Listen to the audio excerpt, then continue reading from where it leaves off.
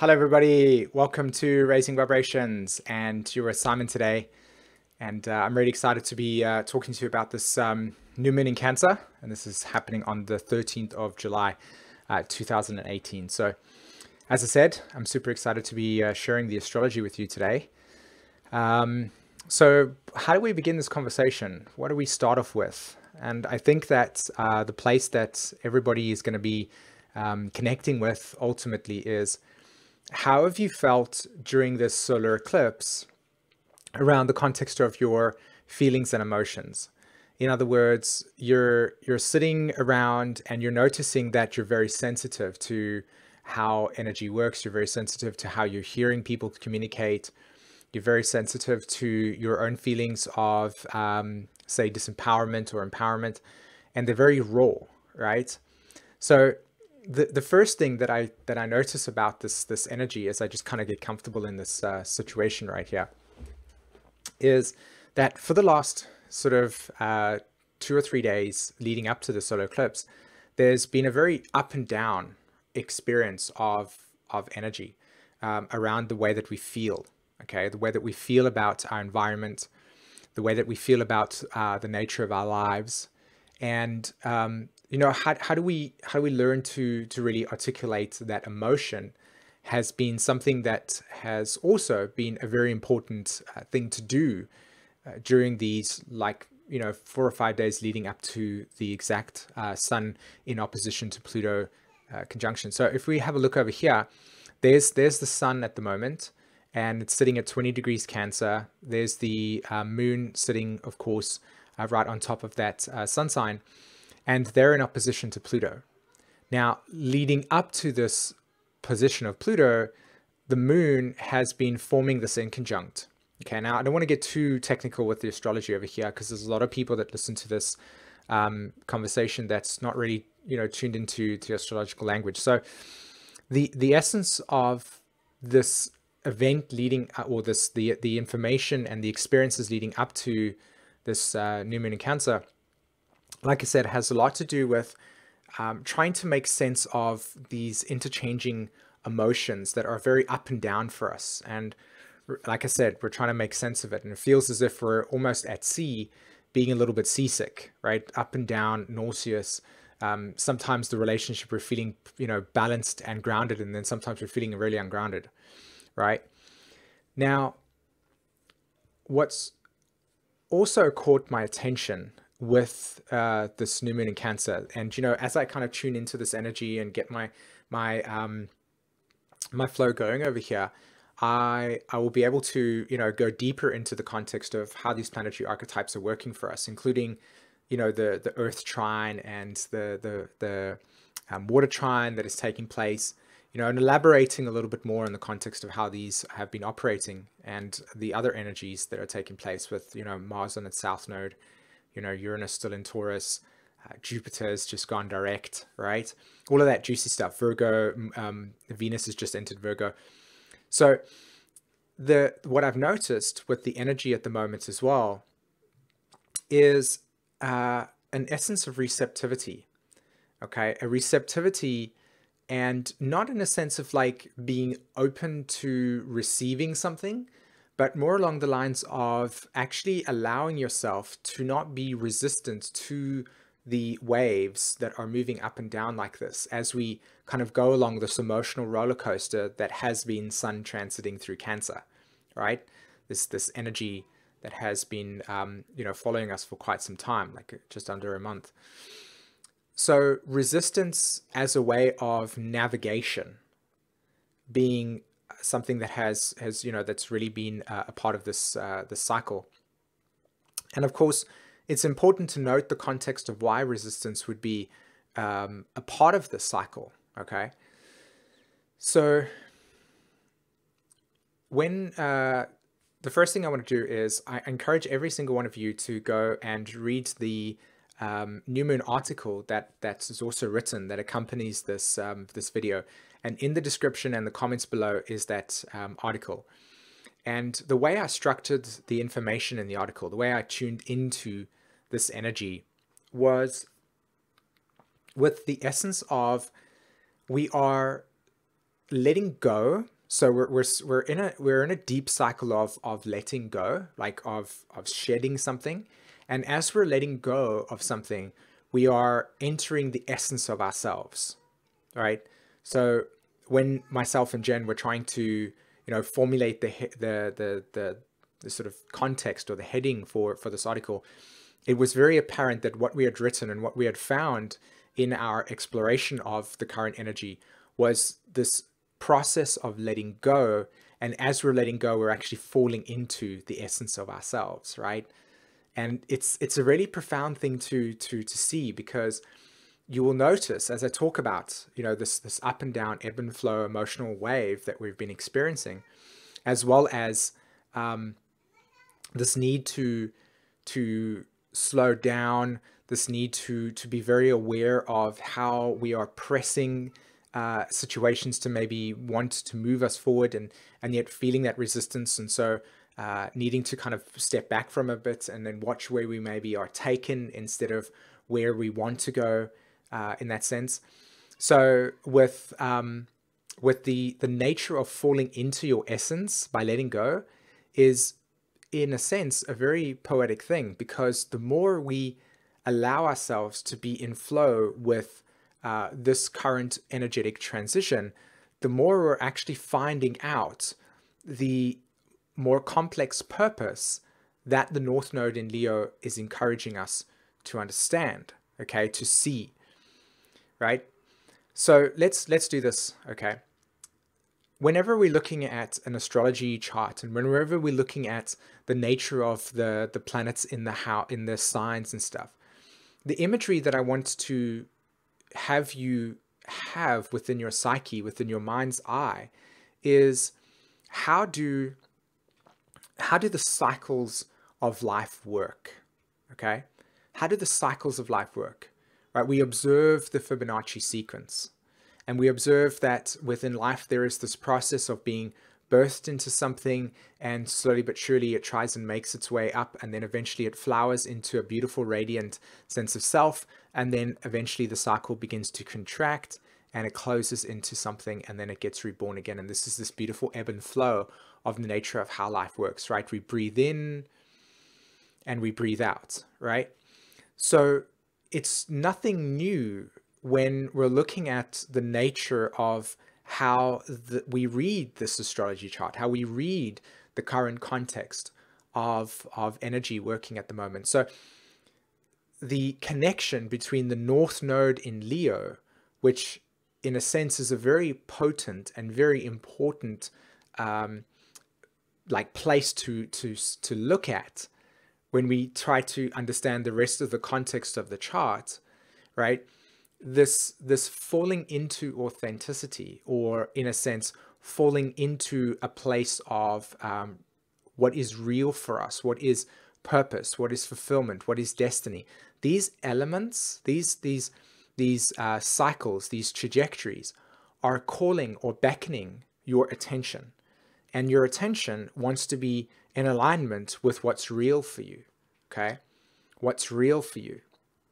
So these like energies that are arriving over the last couple of weeks, and how they're kind of like pushing and pulling consistently you into what you might feel as emotional turmoil, or a sense of inconsistency, or feeling slightly emotionally nauseous, as this wave of as I've probably explained 1,000 times in this conversation already, how that wave is moving us, right, and shaping us, and we're being shaped by it, and we're feeling the intensity, we're feeling the overwhelmingness, we're feeling the rise, and that's all the time just softly letting the old outdated ego be rinsed away. Okay, this is the beauty of the water trine that is taking place with Jupiter at the moment. Can you see Jupiter there? You see Neptune over there, and there's the sun and the moon, right? They form this beautiful grand trine in water on the solar eclipse, right? So what is that about?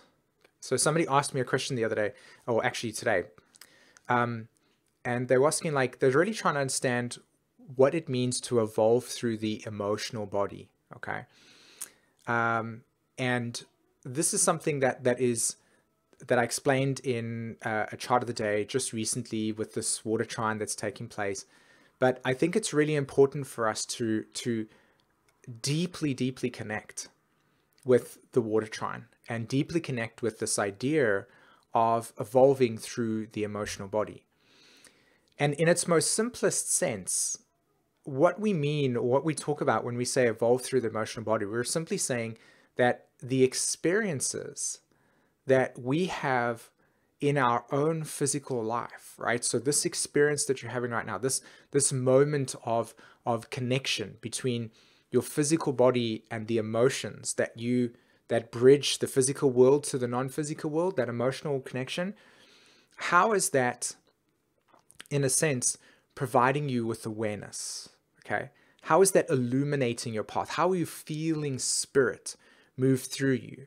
How are you experiencing that osmosis between the physical form and the non-physical form, and that what emotions arise for you, and the awareness that comes out of the friction between the non-physical and physical form, right? That awareness that rises out of that spirit is unique to you because it's your experience. And so each of us come onto this earth, and we have this evolutionary sort of cycle that is essentially our journey, okay? And spiritually speaking, life consistently keeps softening us up to become sensitive to this non-physical world. And it's through this contact to the non-physical world and our physical form, our senses, do we begin to understand the meaning of our life, you know? So as we get older, we reflect. This is a water element. We reflect on the past, and as we reflect on the past, we gain insight, we gain awareness. Oh, this is how I saw myself then. So the evolution, or the evolving through the emotional body, is being like deeply, deeply bonded with and connected to the realism of your feelings and emotions. Okay. And so the polarity of evolving through the emotional body is, in a sense, the spiritual bypass, right? It's not feeling the loss of somebody, right? So somebody dies in your family, and it might be difficult to deal with that grief, and not being able to deal with that grief at that time is something that is just part of where you are. But at some point, there needs to be a space within your life to begin dealing with that sadness, dealing with that grief. And what arises out of that grief is compassion, potentially, or the potential to feel deeper into life, to open up the heart. Okay, because ultimately, you know, we're all trying to open up this heart chakra. We're all trying to open up the relationship to life through a non-dualistic state.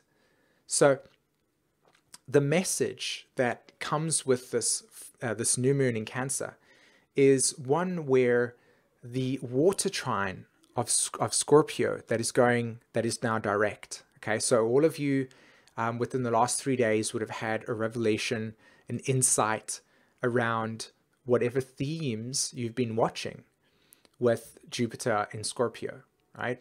And so I encourage all of you to go and have a look at the Jupiter Through the Houses video that I created last year, sometime in December, and look at where Jupiter lands in your chart. So if you've got Jupiter in your third house, go listen to that part of Jupiter in the third and see how those themes have reshaped your ongoing evolutionary cycle, okay?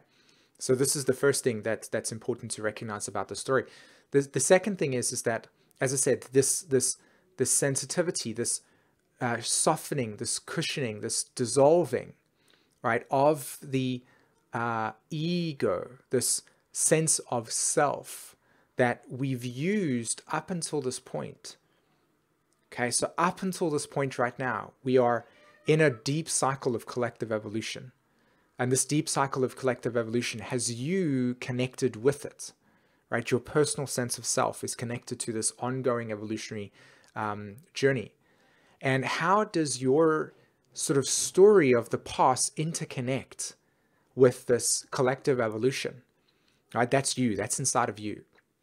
That is changing.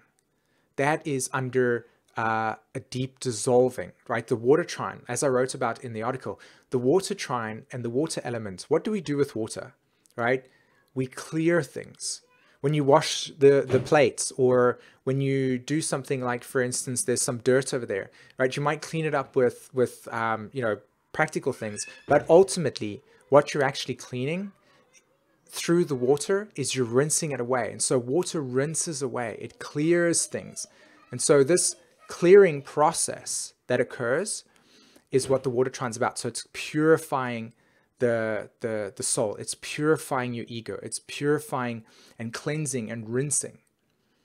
Now, this is beautifully compatible with the Earth trine that is taking place with Saturn in Capricorn and Venus just entering Virgo and Uranus in Taurus, okay? Uranus is at 2 degrees, if I'm not mistaken, right? 2 degrees Taurus. And it's making a trine all the way to Saturn in Capricorn. Now it's retrograde. And then that trine with Saturn is making its connection to Venus, which is also at 3 degrees. So you can see that the Earth trine, the planets are on the early stages of the Earth trine. So what do we mean by this? We talk about the Earth trine as the physical form. We talk about the Earth trine as the physical form. It is the physical form that is under a reshaping. So the water and earth are currently deeply, deeply activated within this astrology at the moment. And you must remember, guys, that when you're looking at this astrology, what I want you to see is not a bunch of symbols on a chart, but I want you to see the animation of life force moving in this spiral dynamic like that, right? It's moving like that. And we as human beings are sort of like components or particles that are riding this beautiful, like twisting organic life form that is essentially moving in a direction. And as the cycles of life change and move into different signs, so does the modalities and the elements of life change, and we're part of that cycle. So when you see the manifestation of earth and water materialize in this beautiful way right now, we can see that there is an essence of our sort of process, our development, infusing spirit, water, right? And infusing matter, earth. And they're both being intimately connected with each other in the sense, and we're being shaped and molded. And what is it really about? It's about time for you. It's about what is your own time. You know how I talked about this a lot when Pluto sits in Capricorn, right? Pluto sits in Capricorn, and I talked about Pluto being so much about your inner relationship to yourself, but not from a like, oh, this is who I am. It's more along the lines of like, Capricorn reflects time because it's emotion, right? Or should I say Cancer is emotion and time is motion. So when you see this Cancer Capricorn axis, you see this process of time reflecting emotion, and emotion is time in motion, right? And you see how this constant process is working. So how do we relate to ourselves in each moment? And Pluto in Capricorn is ultimately, in a sense, softening the context, the definition, the form of what you have held yourself in. And that has been an outer authority. That has been about looking outside of yourself and saying, that's where I want to place my time. That's where I'm going to put my time. And everybody's going, but I don't want my time there anymore. I don't want to invest my time in that anymore. That seems like a waste of time. That seems like a waste of time. I don't value that. I don't value that, right? And so this process of being aware of what you value as essential and how you consider that to be where you want, and then you have the spirit, and you're saying, do I want to invest my awareness and my spirit into that, or do I want to invest it into this? And so you're like going through these cycles of moodiness, right? The cycles of like, oh, I'm frustrated, I don't want to do that, or now I do, yeah, that seems fluid, and okay, now all of a sudden I'm like, no, I'm not. And it's like consistently keep on being sensitive to that interplay between spirit and matter, right? So I hope I haven't gone too like mystical in this conversation today. You know, I'm really kind of like connecting with you. I really hope that this is resonating, that it's awakening you in that sense, to see that there is a beautiful but yet eloquent and delicate process of biological transmutation taking place. And it is happening not only at, as I said, at a biological level, but it is also happening at an awareness level. And this is the shaping of the North Node in Leo. As I said, this is this wanting, this alignment with what is real for you, that is joyful, that is creative, that is purposeful, that is meaningful, that is not about investing in something that says, oh, this has absolutely no meaning, right? And so we're sensitive to knowing what our needs are, and we're sensitive to how do we commit to those needs? How do we empower those needs?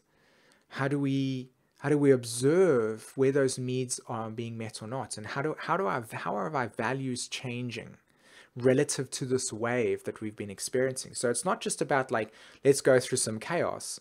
It's riding a wave that is ultimately evolving the collective identity, you know?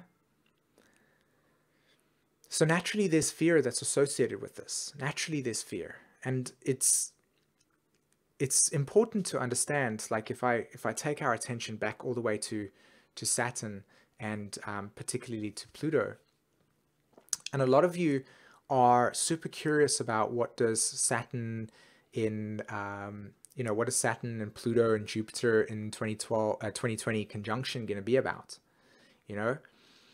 And this insight arrived, and I was like, oh wow, I really want to share that. So let's see if this works, right?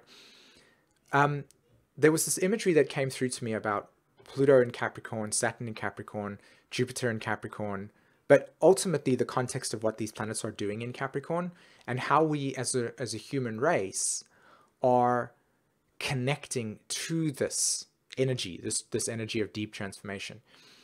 How many of you appreciate the skeletal structure in your body, right? How many wake up every single morning and go, you know what? Thank God my skeleton is here. That's like allowing me to do the things that I want to do, right? How many of us can go, yes, this is my purpose. This is my destiny. I'm going to fulfill this. I want to change the world.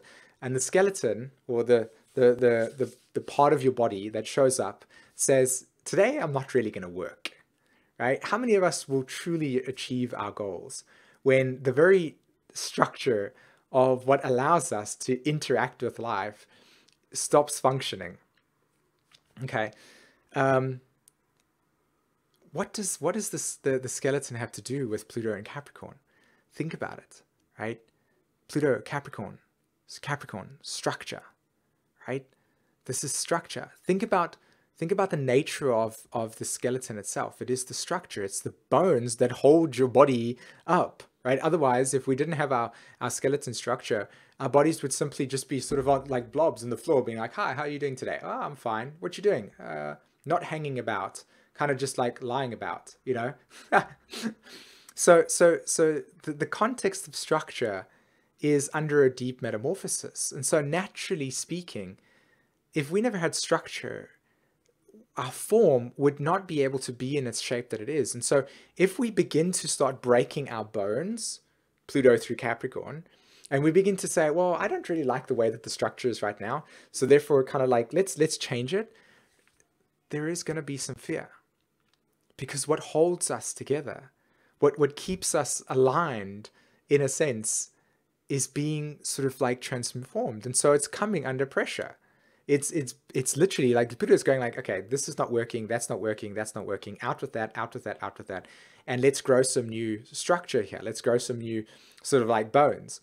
But it doesn't take like in a day, it happens over time. And so the context of our experience of changing structure and changing form and so on and so forth has been occurring for us. And in that process, we've been relating to this form in a way that's going, wow, our structure is changing. And sometimes it feels really uneasy to feel as if the context of what our future looks like is not there.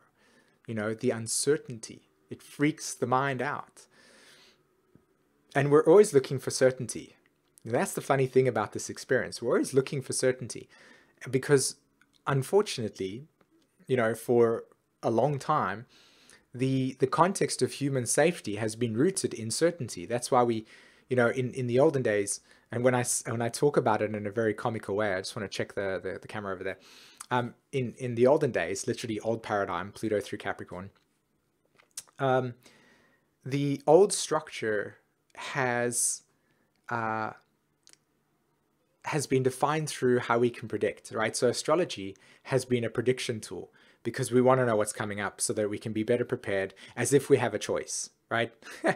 Pluto transits through our 8th house and we go, yep, I can be prepared for this transit. And it's like, yeah, you can. You can be emotionally aware that for the next 4 to 5 years of your life, expect to go through some deep internal processing. Let's just make friends with that first. But it's uncomfortable. It's very uncomfortable. So we want to kind of create safety. This is where the archetype of reinforcing our habits, or doing the same thing over and over, is a way of being, because that habitual practice allows for security to be in place. And so you can see that the moon and Cancer, the sun and the moon in Cancer on opposition to Pluto, is also about threatening the structures of what constitutes security, and where you have attachments to things, and how those attachments may or may not actually be under deep threat from the square that is taking place between Mars and Uranus and Jupiter, and of course the North Node. Because ultimately what's actually being sort of like washed away is the old structure, and it's pushing against the boundaries of what constituted safety. And so naturally speaking, our own unresolved material comes to the surface, and our psyche / mind freaks out. We want that control. We need that control. Whereas really, it's about surrender. And it's a very important thing to clarify when I talk about surrender, not as, okay, I just give up. It's more along the lines of, I don't need to fight or push for this. I don't need to be assertive to get this thing going. I can actually just wait for the pulse of life to show me the wave to ride, right? So I've got this little bubble, and it's over here. And the process of this little bubble is saying, we're waiting for life to pull me in the direction that is essentially here for me to experience my purpose and destiny. And the fact that the purpose and destiny is so much linked with the unfoldment of your own existence is something to really contemplate, considering that the old paradigm of thinking is deeply, deeply connected with, we're searching for something, it's out there, and so therefore I must look for it. And so you continue to keep looking for it, including me. We continue to keep looking the open seas for that magical moment in our life where it will transform us relative to the needs based on society. And because we do that, we forget about our own world. We forget about discovering that own world. So this is the thing that I want to really put across to everybody today. And the first thing that I want to say is, thank you so much for spending your time with me, watching this video, whether it's live or whether it's after the fact. This is how many of you, really watch a whole entire full length, new moon message. But the fact that you're doing that and you're watching it, I appreciate your time and attention. So I hope that there's some value out of it. And if you do have any value from this experience, please let me know in the comments, so that the next time I do a video, it's not along the lines of talk, and then everybody's leaving after 5 minutes because it's, just random. So that being said,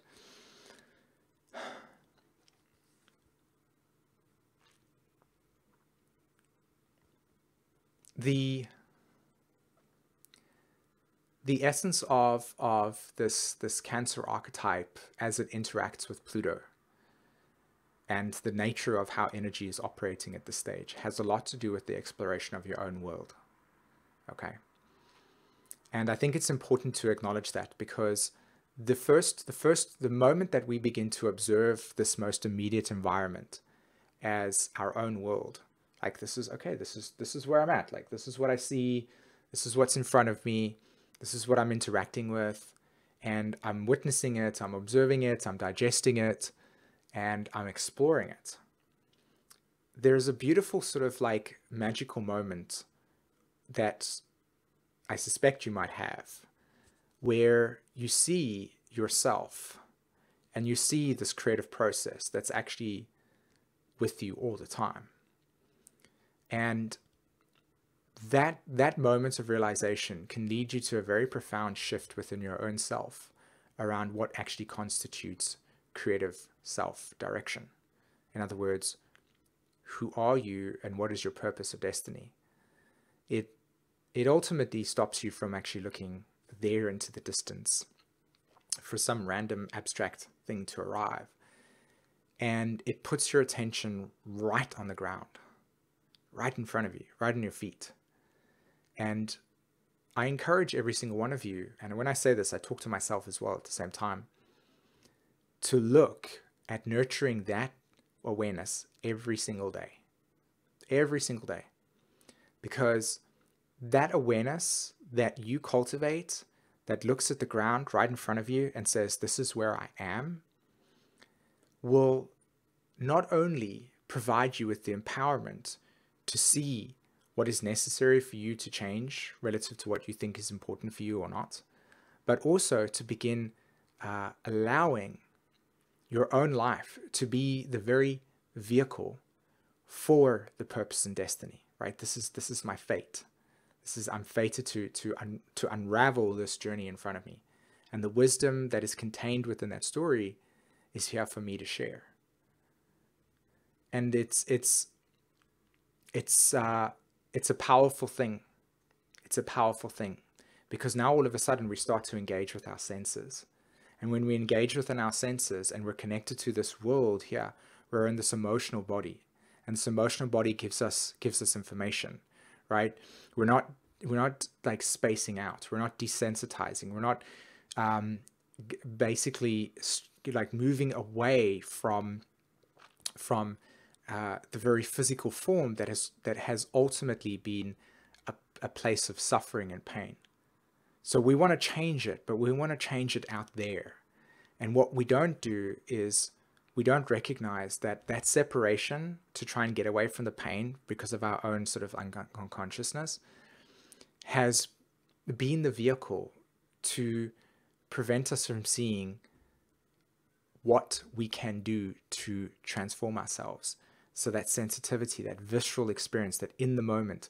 And it's not in the moment in some spiritual teaching, like, be in the moment. I'm talking about the sensory perception that is in the moment. But it's almost as if you're actually in a panoramic view and you're just like observing this and you're taking it all in. And as you're taking it all in, it's bringing you something. It's bringing you spirit.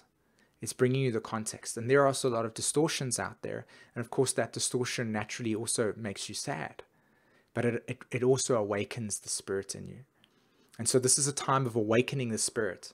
This is a time of feeling I am the vessel, as Monica spoke to me so beautifully in one of our one-to-one sessions. And she was, I am the vessel. And I was like, I'm stealing that because it is the truth. The earth trine at the moment is I am the vessel. And what is here for me to embody is my spirit. And if I make that connection between spirit and the vessel clearly, the alchemical transmutation takes place, and I'm here to transmute.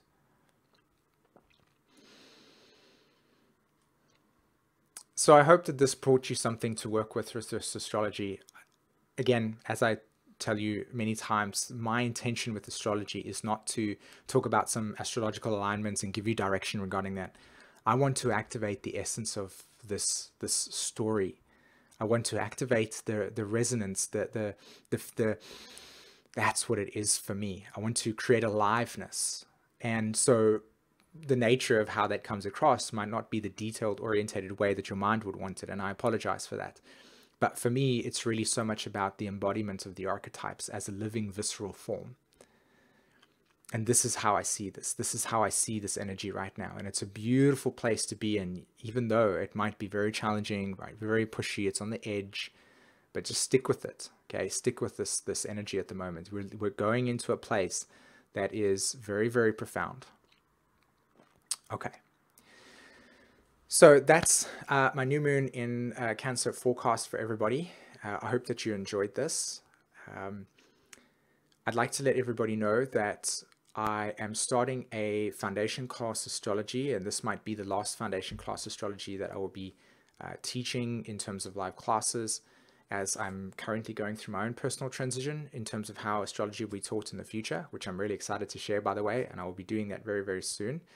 But this is the opportunity to, if you want to study astrology with myself, it's a 6-week class, and it is you have to email me. So go to my website. The description will contain my website. It's under construction at the moment, so I'll be happy to sort of like talk to you via email, and we can talk about pricing needs based on whatever is available to yourself.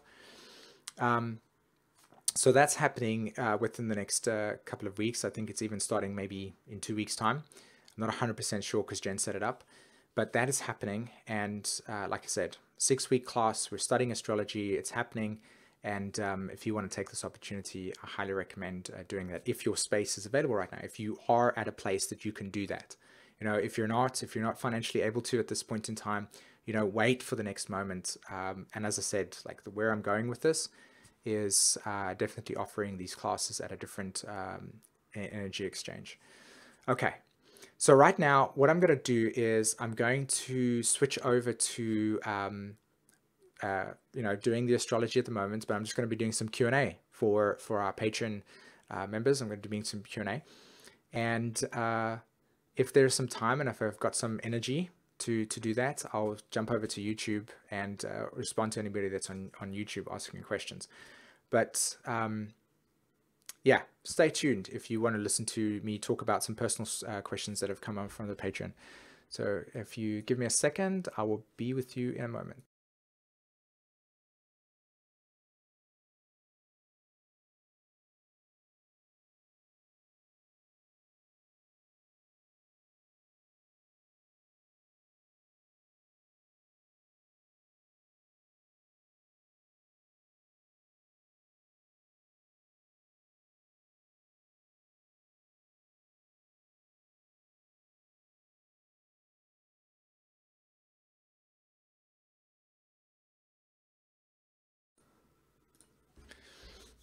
Okay, so I've got everything set up, and let's go ahead and read some questions that I've got that we can answer.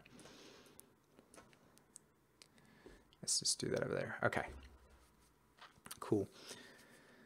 So Renee is asking, she has a question, and what are my thoughts on those of us who have personal planets involved in this new moon eclipse?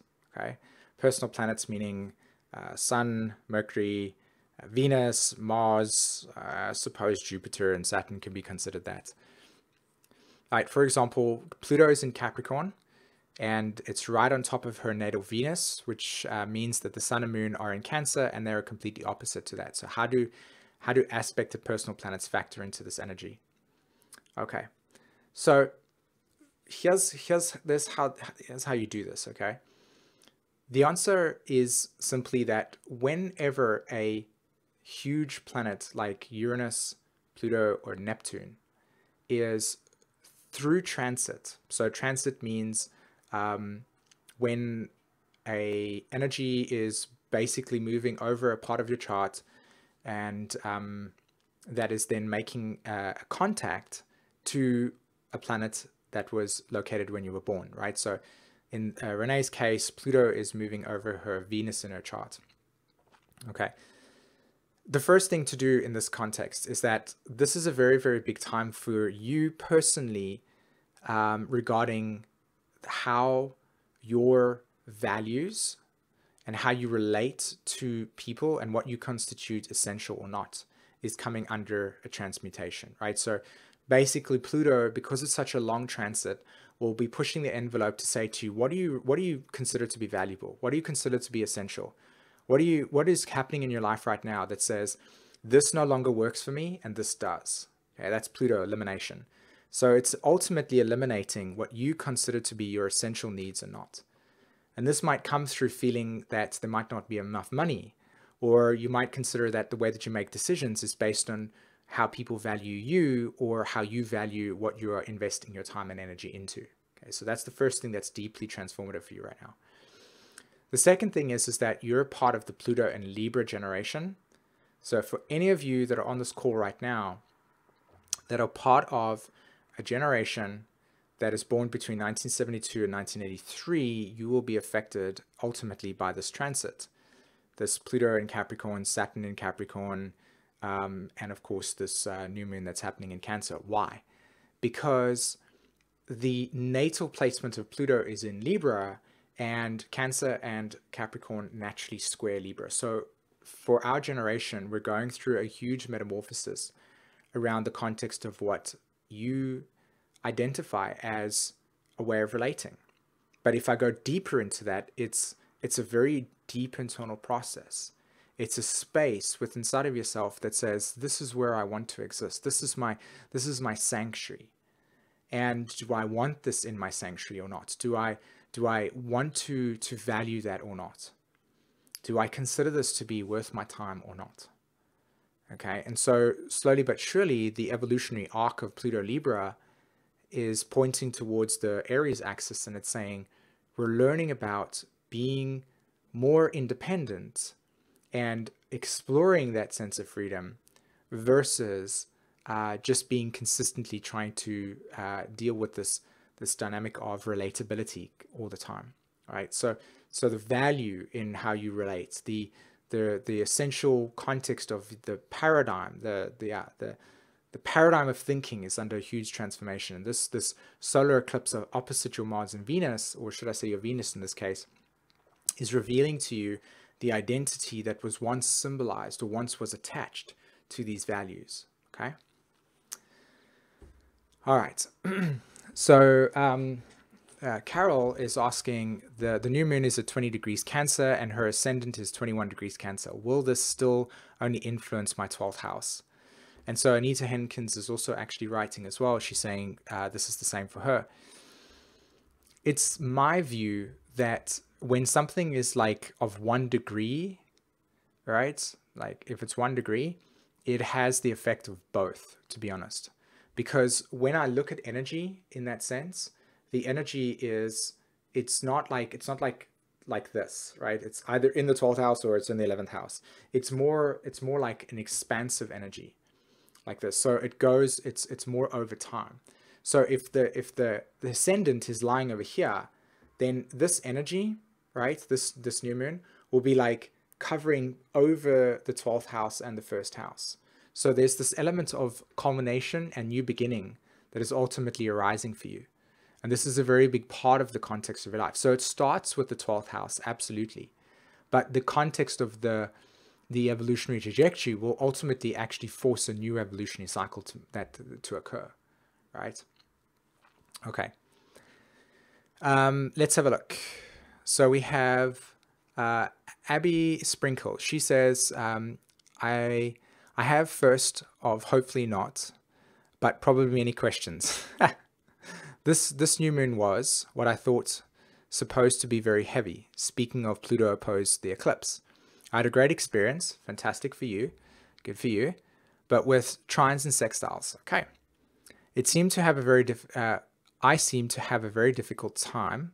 So it was positive for you, but you also seem to have a difficult time. For the sake of not being monumentally long-winded, what am I not getting here? I promised it was an opposition, and it was the opposition I felt, not Jupiter. Well, the way that I kind of read what you're talking about over there is simply that, you know, everybody has individual context. And for you, you're Pluto in Scorpio, if I remember correctly. So, you know, the context of these angles might not necessarily be in squares and intentions. So the tension or the squares and that type of stuff might be more along the lines of like more of supportive energy. And there might not be a tension on karmic aspects of your life. So it's not activated. And it doesn't mean that there was something for you to observe within this context, because the new and full moon landed in a house somewhere. And so I would look at that, what house and opposite house Pluto and the north node and the new moon is in, and see what that axis is about. You know, if it's in your 3rd house and 9th house, how did you observe this underlying theme of your ability to articulate and communicate, or how if you're exploring something new? These types of things would be activated with that. But in terms of tension, there may not be that in the case. Okay. So let's have a look. Monica.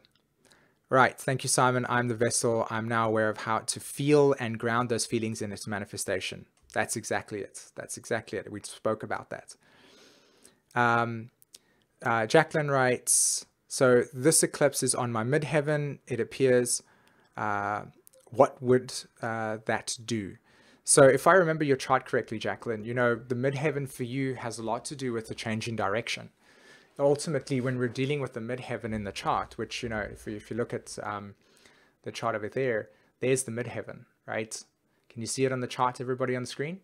So the Cancer Capricorn axis has a lot to do with direction and how we emotionally relate to that direction. So it's a change in direction, as we talked about, right? We're surrendering into an experience where the ego that once symbolized our direction is ultimately changing. And it's a new direction, and Jupiter's just gone direct. So it's amplified this context of a new direction is wanting to be grounded for us. And if we just align ourselves with that process, this new direction will begin to manifest for us clearer and clearer.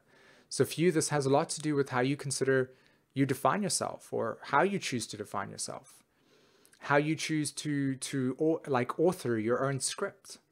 You know, we're all writing a script that is our life. So if we connect with that, if we connect with the context of we are writing our scripts and we are the author of this, then when we have something that is affecting our ascendant right at the top, ascendant MC, then this is how is this current direction for me working for me or not, as an example, right? Okay. So Jackie writes, curious what this means as it's close to my IC with my MC at 22 Capricorn, right? So we've got the polarity here. So everything in the midheaven says direction, like what am I looking towards? I'm looking at the midheaven saying that's where I want to go, right? But in the context of where am I going, it's really about how am I relating to this inner script that is showing me the direction. See the difference between what I'm talking about here? When I look at the midheaven in classic astrology, it's like, oh, that's my destination, that's my direction. And that's true. But from the context of how we emotionally relate to that direction, it's not like I'm going to go and activate it. It's I'm going to watch it unfold, and then I'm going to observe how that direction is taking place for me. All right? Okay. So let's just wait for the camera to fix itself. Okay, fantastic. Let me just turn on a light over here for us as well. That's not going to work. Okay. So as you say, Jackie, you're talking about this Cancer archetype, Cancer Capricorn archetype. And so for yours, it's in the 4th house. So my questions to you are, how is your home environment changing? How is your relationship to the context of how you mother or not? How you emotionally relate to what is your nurture? Like, how does your home look? What do you constitute safety to be? You know, these are general questions, but they promote a very deeper exploration, which is what is actually the nature of the ancestral karma that has formed your identity. Okay, so it's getting really deep into the context of what is that karma that bonds you and binds you to this earth, right? What is it revealing to you about the nature of your roots? Okay. Okay. Penelope, right, you're asking, and I know you've been looking at Lucifer in your chart. It says, my Lucifer is at 22 degrees, Cancer, and I see Lucifer as the bringer of light. So I guess the eclipse has fallen or in conjunction to my Lucifer. Okay. So let's do this, okay?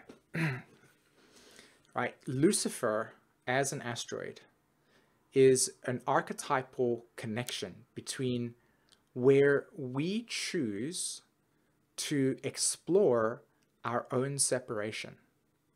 Okay? Lucifer is the archetype in the chart that will show us where and how we're specifically attuned, like direction, to understanding the nature of our separation. And why separation? Because it is the exploration of our darkness. It is the exploration of the shadow. It's the archetype that says, I will go and explore that. I will go to the depth of that unconscious dynamic. So this asteroid, this Lucifer asteroid for you, brings to you 2 dynamics. And this is for every single person. Okay, every single person that's watching this right now, where you have Lucifer in your chart, you can be guaranteed that you have, on some level, repressed your own truth because of a feeling of rejection or isolation, or but really ultimately rejection, isolation, and how you have chosen to doubt your own truth, your own capacity to explore what you know, to stand outside of the consensus way of thinking and say, I think differently here. And it is because when we act out our Lucifer archetype, we tend to have a lot of resistance from consensus thinking, because it is an area that pushes the boundaries around what keeps us safe and not safe. So there's a movie called The Matrix, as I'm sure most of you are aware. And you'll notice there's a scene in The Matrix where Morpheus and Neo are, this in The Matrix first one, and Morpheus and Neo are talking about the agents. And they're particularly, they're in the scene where they're walking in the street, and Neo's like looking around at everybody, and then he sees the lady in the red dress. Yeah. And Morpheus says most of the people here are too afraid to be unplugged to the truth, and that they will defend that system or that very protection because as if their lives depend on it. And ultimately, this is the context of Lucifer. Lucifer is showing up saying, by the way, here's where we need to cut through our own separation. Here's where we need to cut through the ideas that are placed on us as a way of separating us from our truth. And because we want to share that truth, we come up against resistance because it cuts through the veil of illusion.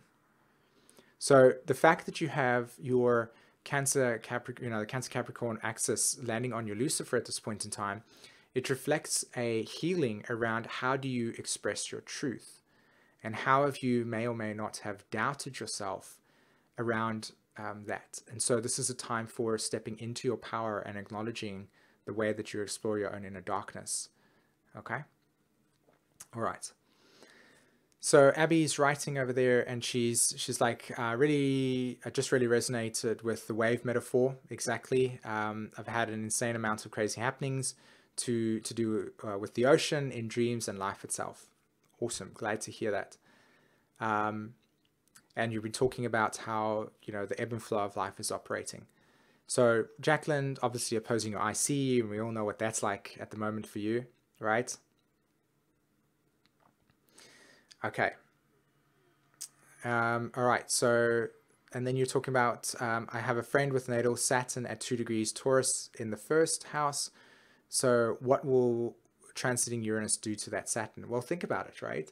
What is Uranus doing? Uranus is this electrical ball that fuzzes like this, and it goes zap, zap, zap. And when it interacts with Saturn, it's going, change your structure, rethink your patterns, change the patterns, rethink the patterns. So the essence of Saturn interacting with Uranus is this age-old dynamic of radical shift and transformation around what this person constitutes their values to be, right? Their essential need, their inner relationship to themselves, and how does time work, right? So this is a double emphasis of Saturn in Capricorn trining Uranus and Taurus. It's simply just reawakening a reality for this person that's in their own process. Okay. All right. Okay, so let's have a look. Regina Carter writes, hi Simon, everything you've said during the stream has been extremely validating. Fantastic, glad to hear. Thank you for putting this experience into words for me. Wonderful. That said, I'm wondering if you have any insights, advice on the Sun Moon in Cancer transiting my 11th house. So whenever we're dealing with the 11th house in astrology, we're looking with what? We're looking at the context of how we relate to the community, but not the community in the sense of the home community, but more in the sense of like people in a detached way. So like right now, you're part of Patreon and you are my 11th house, okay? And I have Jupiter, Uranus, and Neptune all in the 11th house. And so I have the Patreon page, and there's people on there, and we're all in this kind of tribe, and where everybody resonates with each other, right? Now, if I had like a sun and moon, if I had this transiting my 11th house, Regina, the way I would experience it would be the identity that I once held on, say, for instance, Patreon or in whatever group dynamic I had. It would basically come up for review, and I would ask myself the question, is this who I really am in the context of this community? And it needs to go on evaluation. Is this really how I want to show up? Is this outdated?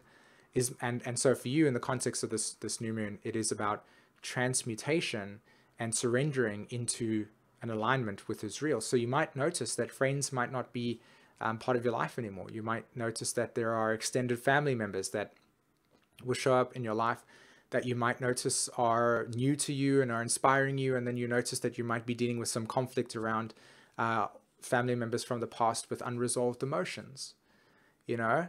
And then again, as I said, like, how do you integrate within groups? You know, how do you align with that? Is that really where you want to spend your time, as an example? Okay. Right.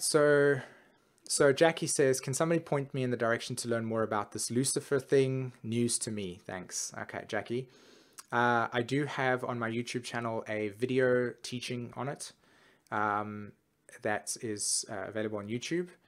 And as I said before, if you want to learn about your Lucifer in your astrology chart, I do personal readings, and you can simply contact me via my website, which is in the description below.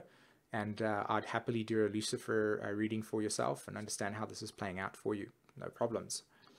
Okay. Okay, so Patreon seems to be a bit quiet at the moment, even though there was a lot of interaction. So thanks very much for that, guys. I feel inspired to respond to a couple of emails in YouTube, if that's okay. I noticed one person said, Oshala, you said, have you heard about human design profile system using astrology, I Ching, quantum physics? Yes, I have. I use that in my work alongside evolutionary astrology. I don't actively talk about human design outside of this, because really at the end of the day, it's something that I combined with my astrology analysis. So there's an intuitive process that happens.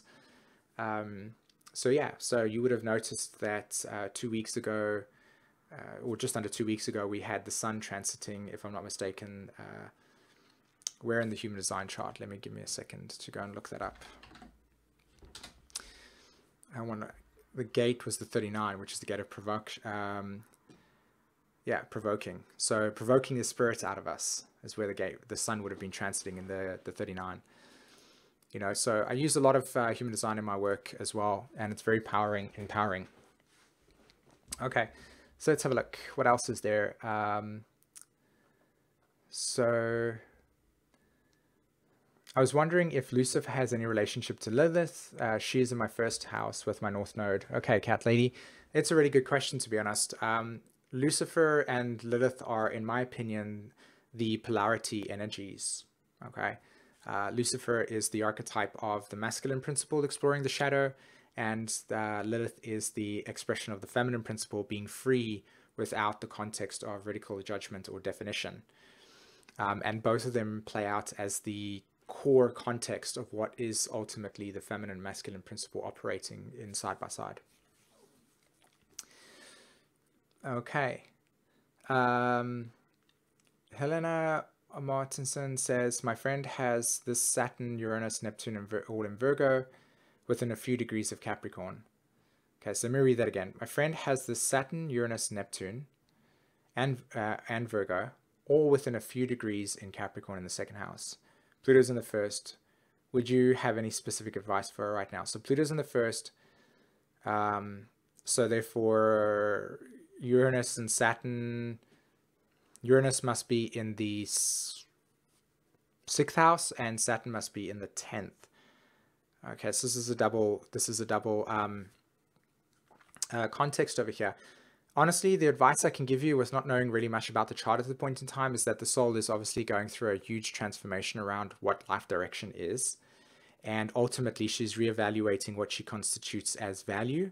And then through that value, she will begin to consider how does her daily routine work for her. And then from that daily routine, it will lead to, yep, this is where I want to go. This serves me and this doesn't. It's ultimately the question, is this serving my life purpose or not? And so this new direction is really pulling out of her a need to radically transform her life direction. Okay. Jacqueline, if Lilith and Lucifer are the natural masculine and feminine, why are they both such taboo archetypes? Well, think about it. Patriarchy. Think about the myth.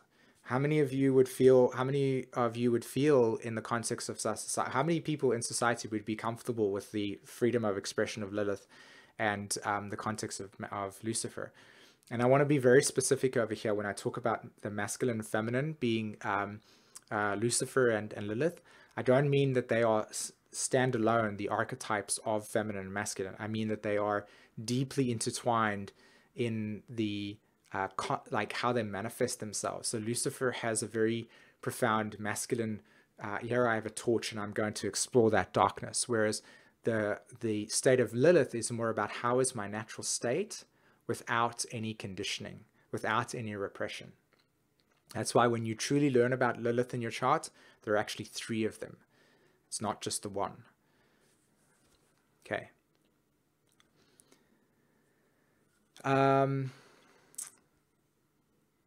Right, so Destination U says, can you elaborate on the biological impact you are feeling now? I'm feeling a huge shift in my body. Yes, that is correct. Well, biologically speaking, this is an alchemical transmutation around the context of Saturn and, sorry, not Saturn, but the Earth trine and the water trine. Think about it, guys. Like, look at the context of what we are made of, right? The physical form, right? Saturn, Taurus, Capricorn, Virgo, Venus in Virgo, Saturn, Capricorn, Uranus and Taurus. And then we have the nature of our blood in our body, and the body constituting of a tremendous amount of water. So when you notice that you've, like, let's say for instance, one time you've gone out and you've drunk some alcohol and you get a hangover, dehydration, right? Or when you eat a lot of food that has dehydrating components to it, then that dehydration leads you to feel like you are unmotivated, you can't move. It's ultimately the key to health, really, is the ability to understand hydration. So when we're dealing with the archetypes of the spirit over here, and you're talking about the archetypes of Taurus, sorry for a second over here, because a lot of things are running through my mind at this page. Okay, when you're looking at the earth and the water, when you combine the 2 together at a physical form, you're looking at the alchemical transmutation of how our biology, not our biology, but more about the way that the blood interacts with the physical form. That is our cells are basically regenerating. And as old cells die, new cells are basically forming. And so this cellular form is changing. So when we experience the electrical universe, as we see it over here, we see a physical change within our lives. And that physical change is that we are a bunch of cells. Our liver is a bunch of cells, our head is a bunch of cells, our hands are a bunch of cells, and ultimately when you see your body in that way, you'll start to notice how when you osmose with food or you osmose with your reality, you're interacting with the nature of chemicals. And when you're interacting with the nature of chemicals, you can see how there is a lot of sort of like diseases and sicknesses being formed at this stage.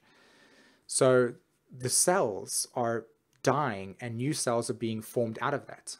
And so it's very important during this period of time to stay hydrated, to stay, eating foods that have got a lot of enzymes in them as an example, because ultimately transformation at a biological level, at a DNA level, occurs through the cells, bunch of cells, the collection of cells that is the liver, the bunch of cells that is the stomach, etc., are supported with enzymes, because enzymes is part of the chemical ingredient that allows the body to that's what it uses as food.